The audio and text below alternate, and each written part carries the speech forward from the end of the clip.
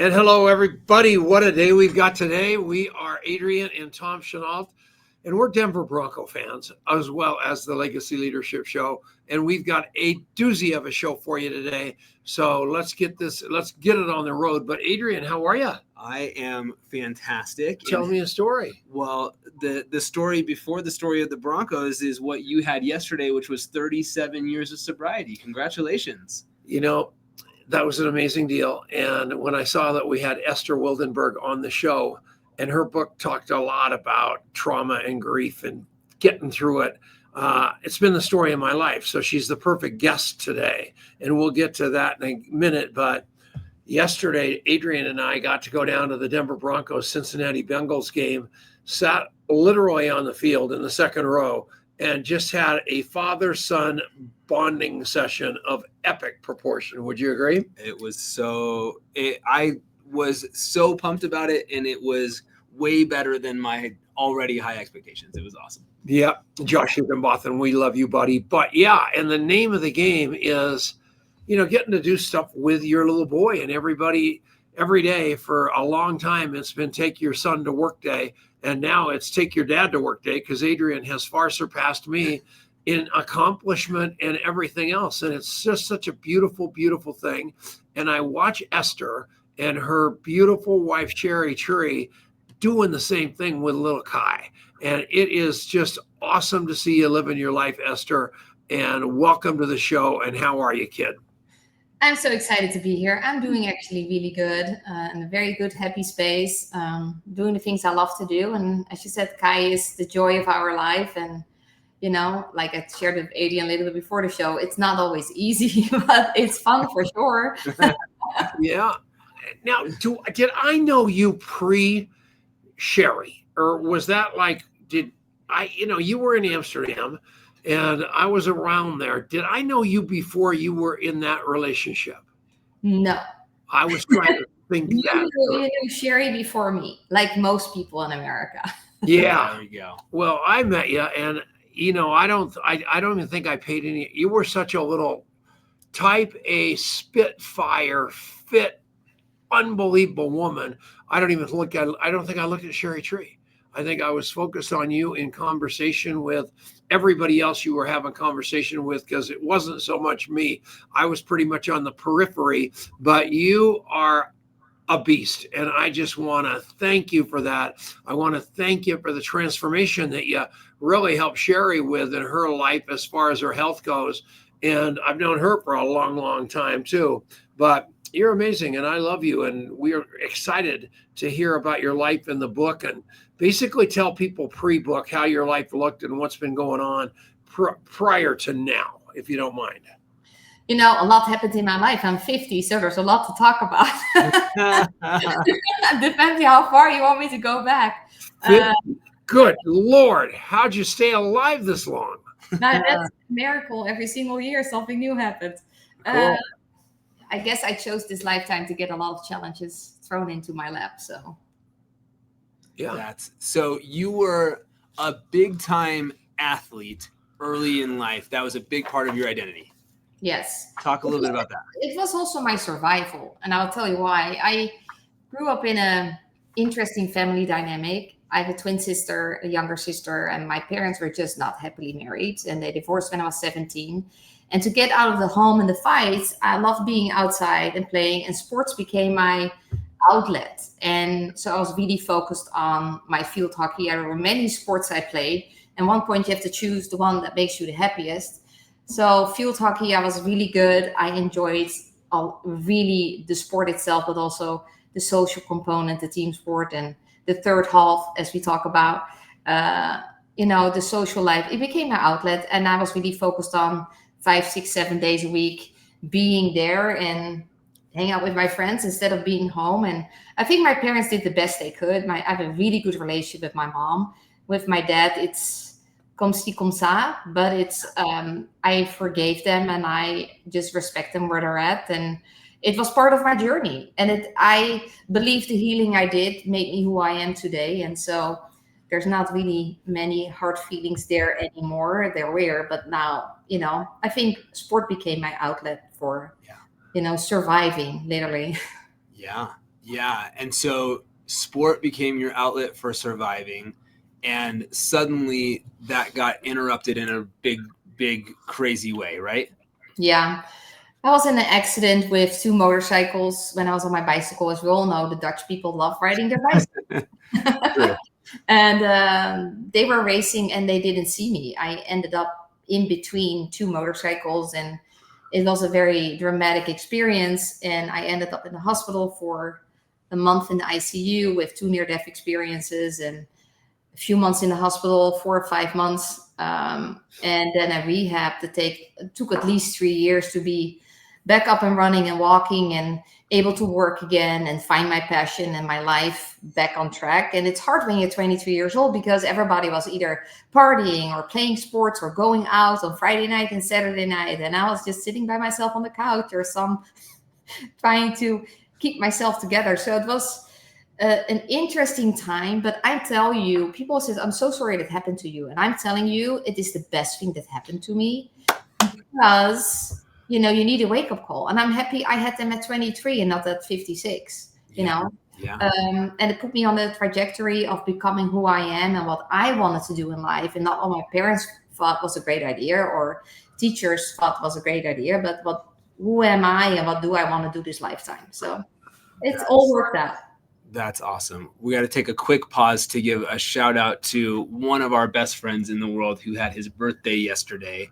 Doug Stair, thanks for being you. Thanks for always being our cheerleader on the air, and had to give him a quick shout out. And I didn't call him, which is just abysmal. Oh, no. And you didn't remind me. I'm the worst. It's all I'm my a terrible contact mapper. This guy's as good as they get. I've never met a more selfless leader. And Doug Stair, tip of the hat to you. Thank you, thank you, thank you. You're always saying and doing so much nice stuff for us. I cannot believe I missed your birthday. I should have sent you a color TV. So Happy birthday. Yeah, there you go.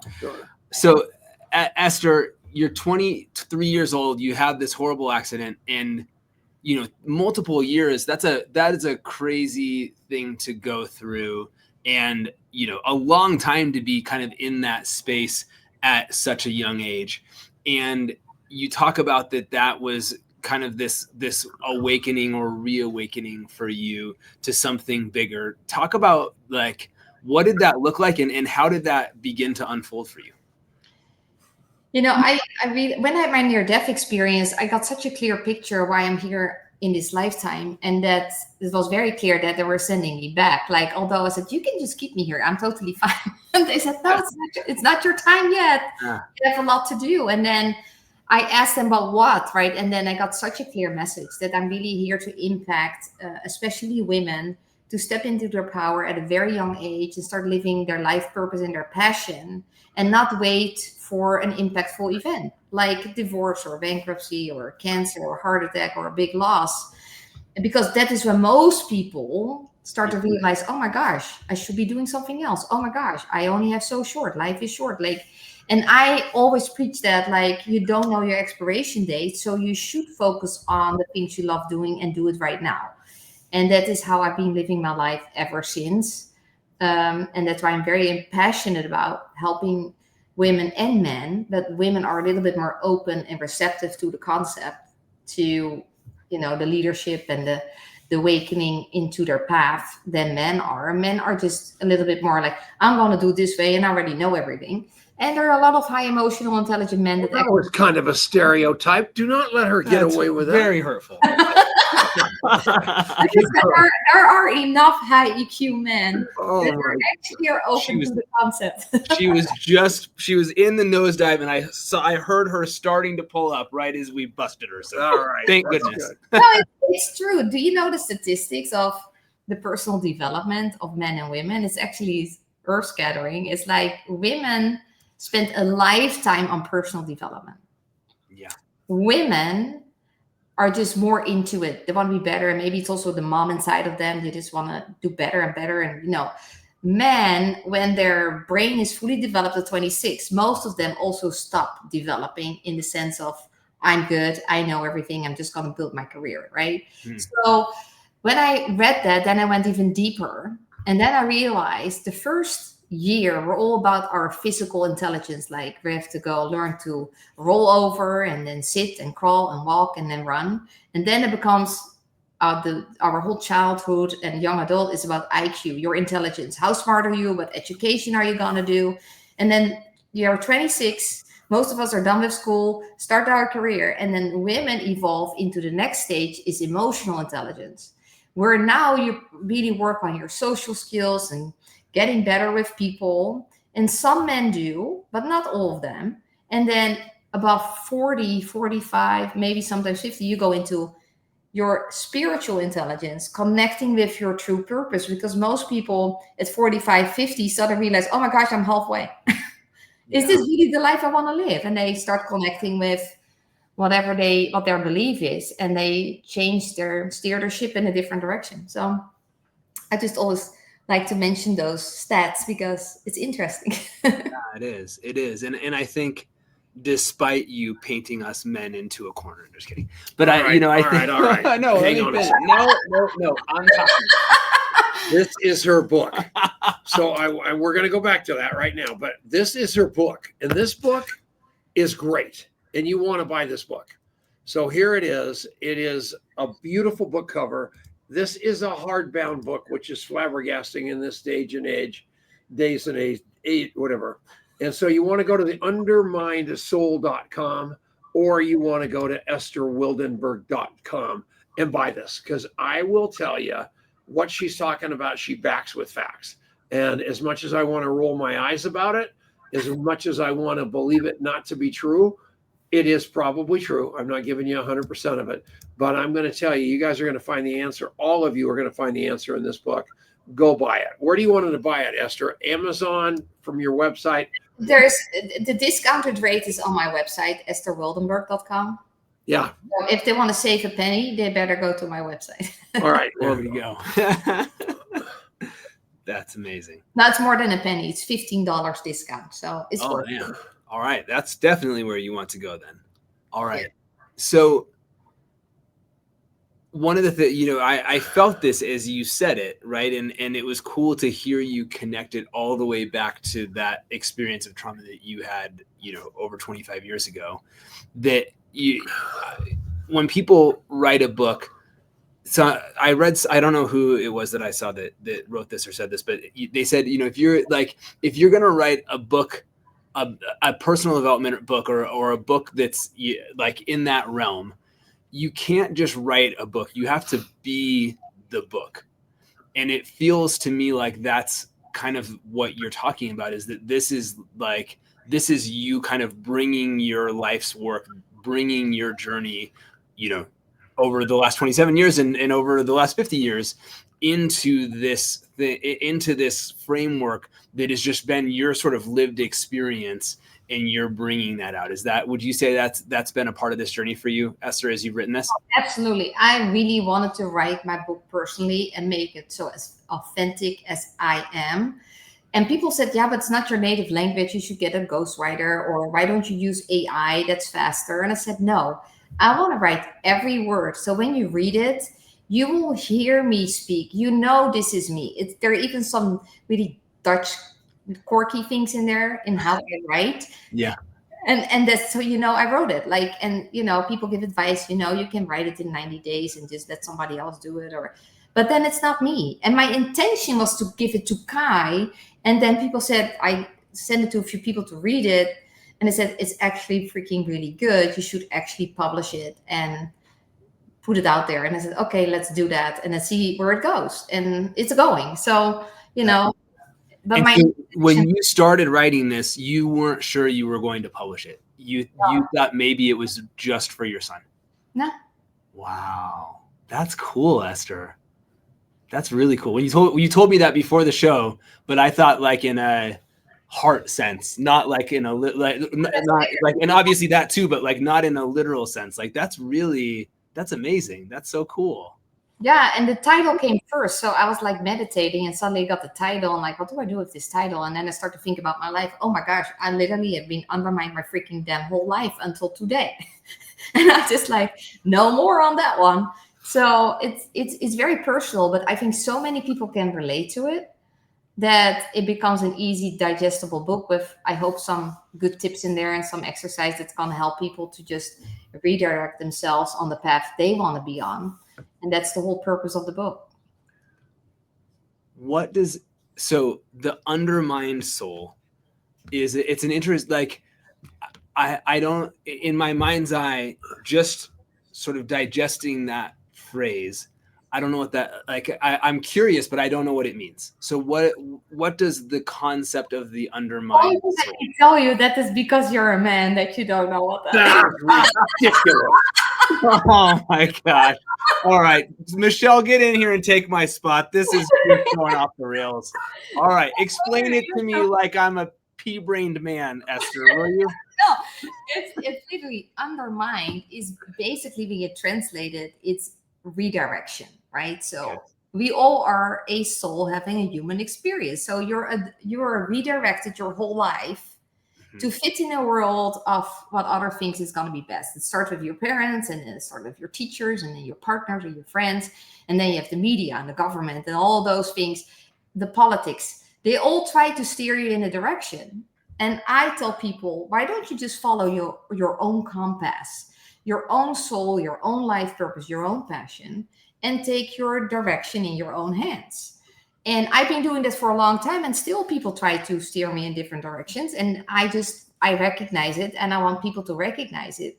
Like, is this the path I want to be on? Is this who I am? Is this the life I want to live? Is this the work I want to do? Is this the impact I want to make? And so it's underestimated is different than undermined, although they're kind of in a marriage. Yeah. I've been underestimated a million times, and I always prove them wrong, and that's the funny part of being me. But it's like, why we get just, when people say go left, we go left, or jump over a fence, we jump over a fence, or vote for this party, I will vote for this party. Like, why? Or like, join this organization or get this job because you make a lot of money. Why don't you do what you love, right? So I think that's why a lot of people are unhappy, because they are not doing the things they love doing, and they are just have a job and they're not making the impact. They don't feel fulfilled, and that's where a lot of misery is around us. Amen. Dan, the legendary Dan McCormick in the house. Thank you, Dan, and thank you for nailing the reference. Like, never in a million, I wouldn't have figured it out, and Dan pulled it out for me. So good job, buddy, and thank you. That's awesome. Yeah, I love that guy. It's so true. He's a guy. Thank God he went on the emotional, spiritual intelligence journey. We have great listeners here. That's right. Okay, so here's the deal. So in case you're all wondering as to whether I am the touchy, when my wife loved me, when she walked into my house the first time, and I had O Magazine, W Magazine, and Martha Stewart Living on the table. I am like a girl in a guy's body, and I happen to, believe it or not, other than the stereotype, agree with you wholeheartedly about personal development and men and most people. And I am thrilled to death that you've written this phenomenal book. My wife loves Byron Katie. She loves Martha Beck. She loves all these crazy, powerful women. And so she comes home with a book a couple of weeks ago called All the Way to the River by Elizabeth Gilbert. And she's reading this book, going to bed, and tears going down her face. And I asked her what it's about, and she read me a couple passages, and it haunted me so much I read it. And Elizabeth Gilbert's the lady that wrote Eat, Pray, Love. And the book is about her absolute life that was just filled with great things, but filled with just heartbreak like you, Esther, and betrayal like you, Esther, and feelings. And I read this book, and I think it's changed my life. So you're right. And you're going to get the same kind of, I'm not plugging that book. I am just telling you, you're going to get the same kind of value out of the undermined soul that you're going to get. I mean, she isn't wrong. And getting plugged into these people, the Esther Wildenbergs of the world, the Elizabeth Gilberts, people like that, where these people actually know how to take those feelings and turn them into something versus thinking we just have to stuff them, hide them, and work through them, is the key to life. And thank God we got in that car accident. like your bike accident, it was the greatest thing that ever happened to us. The suicide of my wife's sister, absolutely devastating, but it gave us a new access to grief. We didn't even know what it meant. And then we had another suicide coming along a couple of weeks later, a couple of months, that has just shown me sadness and the power and you're right. And that's why I think I'm in the space to chase you down, to have you on this show talking about this book, because we need it. Man, woman, child, parents. And I thank you. That's all I want to say. Keep going. Thank you, Tom. The heartbreaks makes really who we are. And, that's when people say, I wish it never happened to you. And like, everything had to happen. And then it's the choice, what do you do with it? Either you're going to grieve, heal from it, become stronger, and are more clear on your path, or you go in this victim role and now you just whine yourself to sleep every night and you just have no life. And I think that is the choice we all have.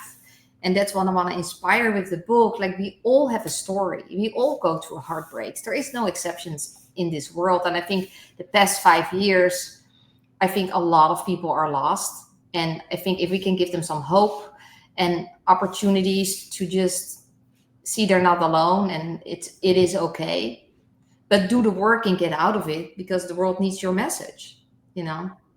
I just wish more personal development coaches would get the distinction between the word boundaries and walls. And the reason I say that is because I hear so many people, oh, I have these boundaries. I can't talk to you anymore. My personal development coach told me that you were affecting my chi or whatever the hell that word is. Instead of, let's just talk and love and communicate and work through the tough stuff like women claim they do. That's all I want. That's all I want. If you're pissed off at me, Esther, and you have plenty of reasons over the last 20 years to be pissed off at me, I don't know what they might be, but if you are, I know you would call me on the phone and you would talk it out with me. And you I would will tell you right away, Tom. I remember at the ANP you made a comment and I just told you right away. So yeah, that's exactly right. I think what is important is that we come to be in a safe place again, where we're just okay with sharing. I didn't like you said that, or you hurt my feelings. And although I know you cannot hurt me, but you triggered something and let's talk about it. And, that doesn't need to go on social media or in an article somewhere. Like, just talk to the person and have a little bit grace. I think we have to go back loving each other and like respecting each other forever who they are, well, regardless skin color or what party they vote for or where they live and what they do for a living, who they sleep with, who freaking cares? Like, if you're a good human being with a beautiful heart and you love on people, then you're my people. It's very simple. And we can go back to that concept. And I think we need more people doing the things they love. It's going to help a lot. I promise you. Well, in a world of separation, unbelievable separation from the very top. People are taught to be bullies. People are taught to call names, do all this crazy, crazy stuff. In that world, we have got a chance inside of network marketing and inside of these communities that you and Sherry and various peoples are building to change that dialogue and change the outcome, because I don't think we were born to hate. I think we were born to love. I don't think we were born to judge or shame. I think we were born to love. And that's kind of that doesn't mean you're a rollover, pushover. It just means that you lead. And there's a guy out there named Michael Burnoff that told me, Tom, stop fighting. Use magic dust instead. And right. That is a fact. That's what we need to do. Do you agree? I agree 100%. And I agree with Michael Burnoff. Actually, we're friends. I'm speaking with him again at a conference in November. But what he says is absolutely true. And what you say, Tom, it is all about love. And I think that is the highest vibration we can live in. But we all fell so far down during COVID in fear. What is the lowest vibration? And anxiety and stress. And people don't know how to get out of it.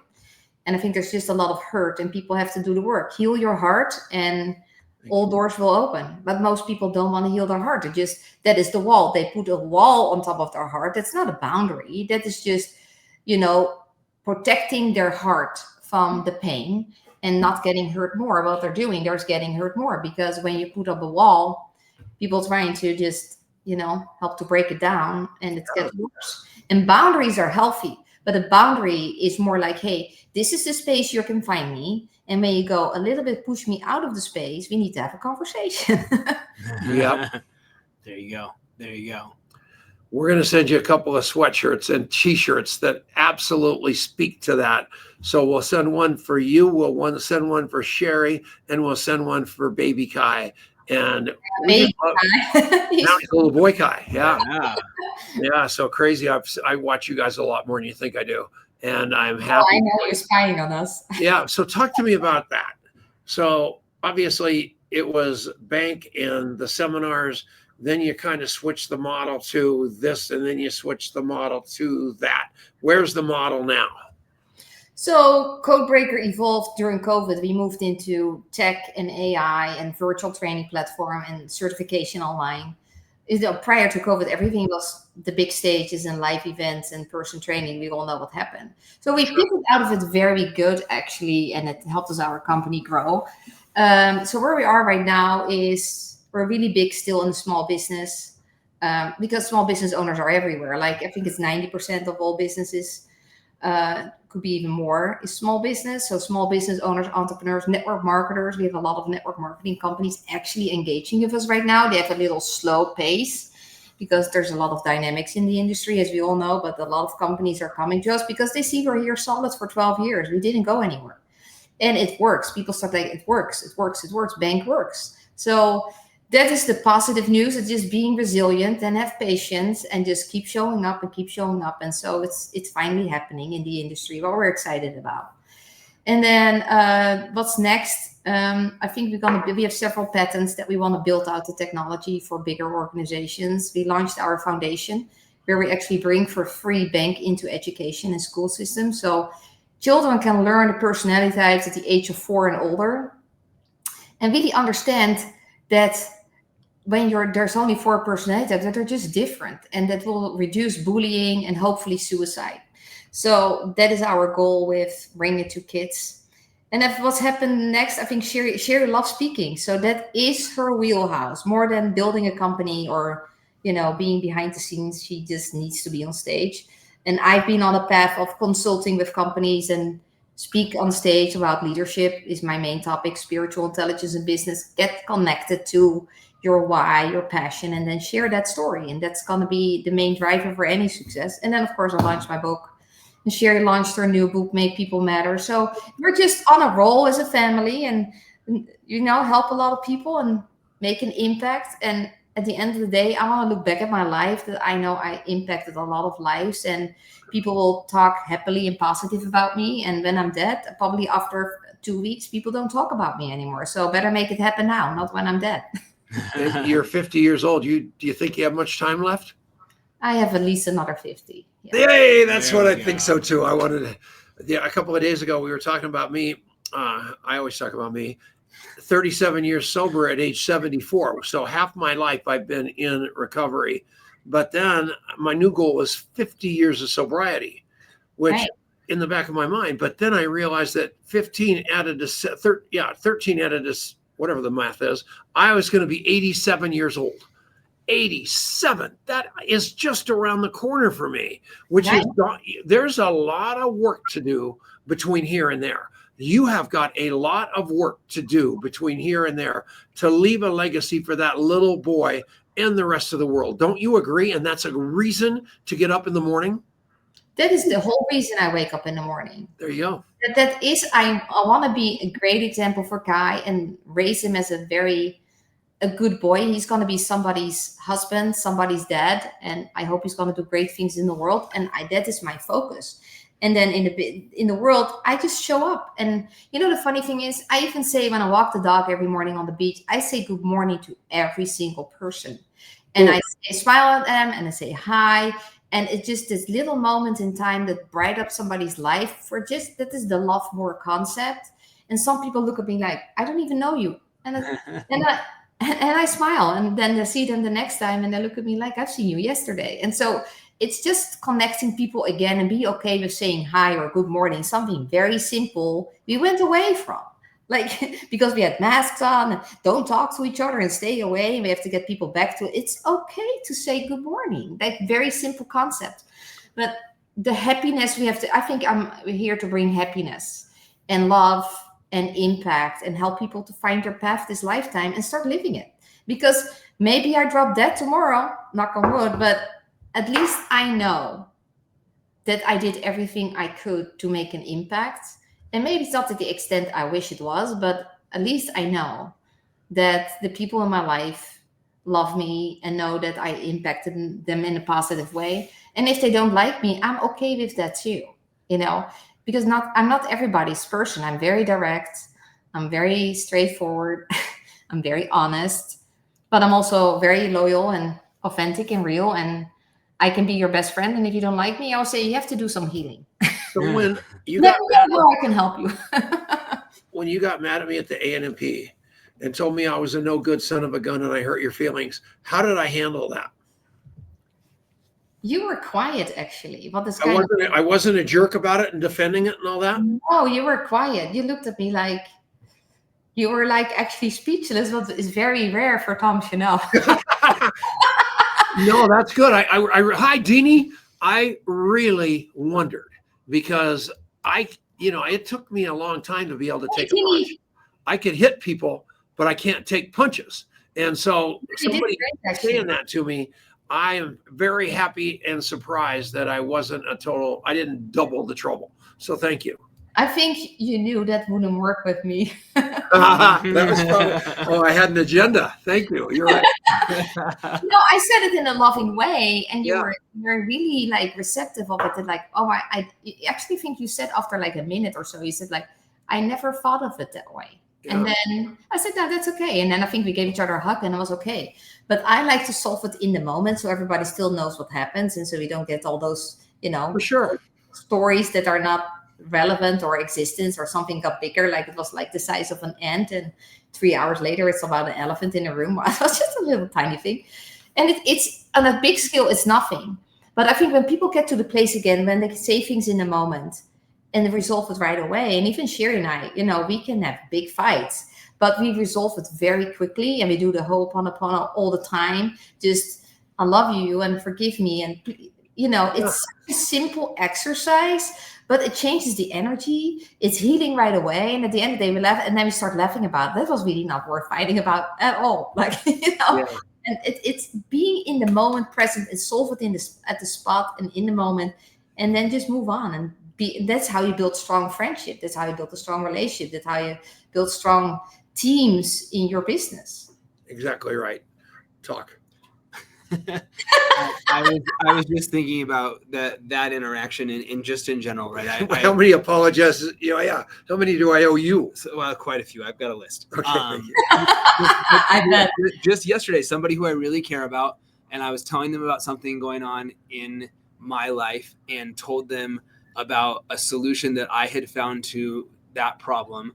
And they said they just were so judgmental about what I did. And they voiced an opinion about, or a concern about what I was doing in a way that I knew in the moment was said from a place of love, but it was just totally out of line. And it really pissed me off.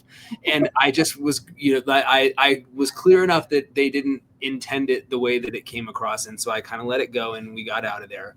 But they called me today and they apologized. And it just meant, because I kind of moved on. I know this person well enough to know that they meant well, even if it was the worst possible packaging. So I was never going to say anything about it because it wasn't, I had released the resentment, but it meant so much to me for someone to come back and actually address that. And we're now, closer than we were before that conversation happened when they hurt my feelings. And there's just so much there in terms of being willing to swallow your pride, in terms of being willing to talk things out and whatever it is. And it's a rare quality, I think, anymore for us to resolve these things. That when you meet somebody that actually does, it's like, oh my gosh, they still exist. It's like this rare, like a little dinosaur somewhere that's still alive somewhere. It's true. And That's emotional intelligence. Come to the conclusion, like I say something and I'm like, oh my gosh, that didn't sound really good. So, wow, that really didn't sound good. Let me rephrase this one. Let me say this again. Yeah. It's catching yourself and pivot out of it fast and have a conversation and apologize. Like just be humble. And we all make mistakes. We all do things.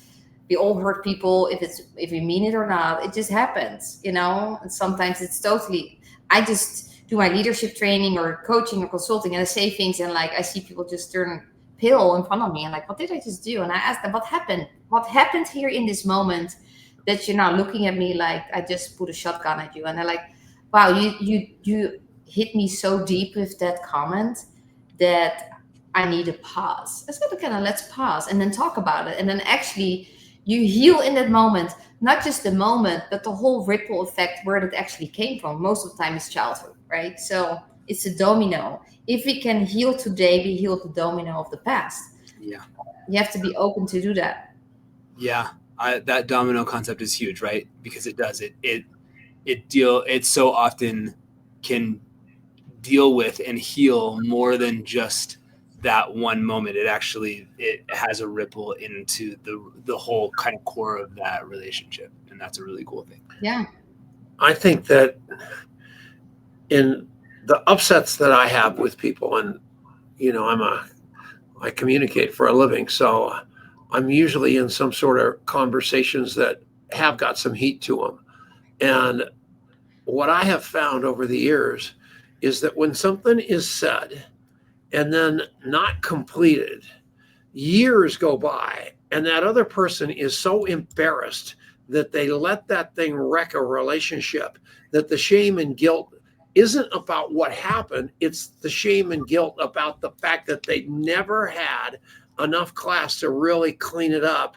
Even if they were in the right or the wrong, you got to build those bridges back up instead of let this wall exist, right? Yeah, that's right. Because it's not about right or wrong, because we all think we're right.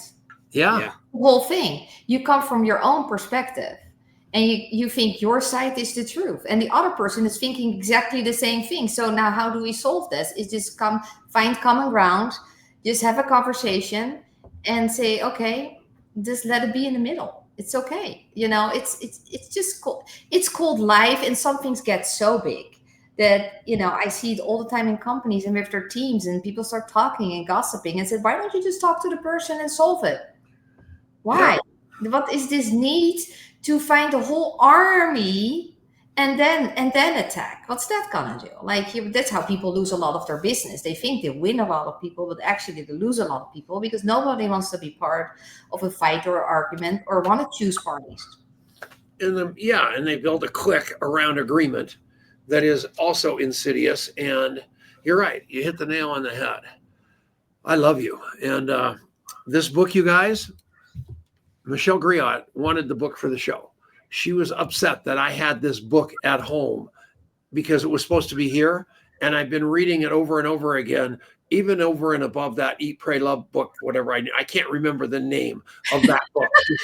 Denise will share it with us. This thing is good. And so have you got it on Audible yet? I didn't have time yet. I will record it on Audible. Yeah, you got to. It's most of us can't read. So oh, I know that. Oh my goodness. I know. I will do it.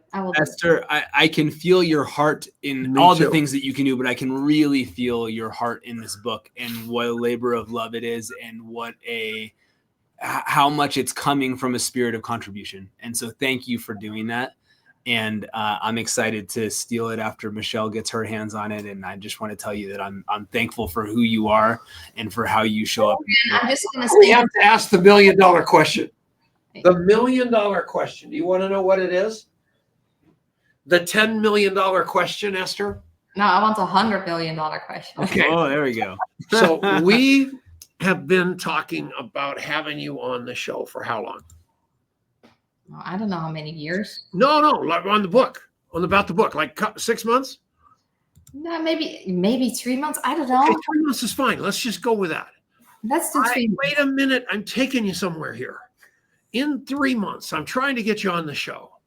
And your wife has not said one word to me on social media or in text or on the phone in that 3 months, is she mad at me too? No, she has been in a very, very busy business conversation. Oh, thank God. And traveling. There is nothing there. I don't see Sherry more than 5 minutes a day for it. Only Okay, when good. we're in Europe Oh, in July, I saw my wife, but the rest it's like good morning and good night because she's busy with a lot of great things. So all right. I am telling you, I'm with you. I'm just wanting to make sure I didn't have to send more flowers. Here we go. no, you're totally fine. Fire your brain, hire your heart. You can have that shirt, I love or you can have a shirt that says love like crazy, then love more. And those were all brought to you by him and his little company, Nowsite. So they're going to get that to you. And one thing other that you should go to, and we could just all patch it up, it would be so touchy-feely, is down in Costa Rica in January. Rob Sperry is doing another one of those masterminds at the snazzy places like you guys like to stay, not the Motel 6 where I stay. So I told him I'm going to go down, and then he told me he was going. And I said, we got to get some more rock stars. So please talk to Rob Sperry and come down to that, will you? Rob Sperry has to talk to me. He knows Okay, I'll tell him. where you can find me. I'll tell him for sure. Done deal. That was a great call. I love you. I love you. I love you. We get Bob Bodine, who wrote the book Two Chairs, which is basically a chair for you, chair for God every morning, having a chat. And the other book called The Power of Who, which changed my life. It is unbelievable. He's the most powerful man in the National Football League you've never heard of. He's one of Adrian's good friends. He's done so much for us, you would not believe it. And he's on the show next week with Adrian because I'll be in Alaska on a cruise with the one and only Denise Towner Chenault. Yeah, just stay safe, you guys, because I'm always see those posts where you're going to be in the next wreck. So please stay on the ship, hold each other's hands, and make sure you got some. You want to say, please don't make the plane crash either? Or? Angel white light around you guys. Oh, all right, I don't love be you. doing the Titanic thing with Denise off the front of the I ship. know We don't need that. Don't do that. No. All right. All Okay. right. Hey, how about We love you. Dan McCormick's book? He's unbelievable. Awakening Who I Am, or Awakening I Am. Put your book in the comments. Chat so I have before it we right. get out of here, Dan, because he wrote an epic book. And what I love about him is he did his research for a lot of it inside of the rooms of Alcoholics Anonymous and really learned his way around that track and really helped me from an outsider's view of what was that was all about. And we love Dan McCormick also. So I'm going to read it. I read a book a week, so let's put it on my you list. need his for sure. It's awesome. You read a book a week? Mm-hmm. I thought you said you were busy. I know, but I wake up at 5 p.m. and you all guys are sleeping. That's awesome. You are correct about that. Dan, are you typing? With one Awakening finger? Who I Am by Dan McCormick. That's the one. Awakening Who I Am. He's got very slow typing skills. All right, everybody, we're out of here. We Thank are you on. so much, Tom, and appreciate you guys. We love you, and we'll talk to you later. We're on AM radio now, so we have to end the show for sure. We'll see you later. Bye-bye. Bye. See you Bye-bye. next time, everybody. Bye, everyone.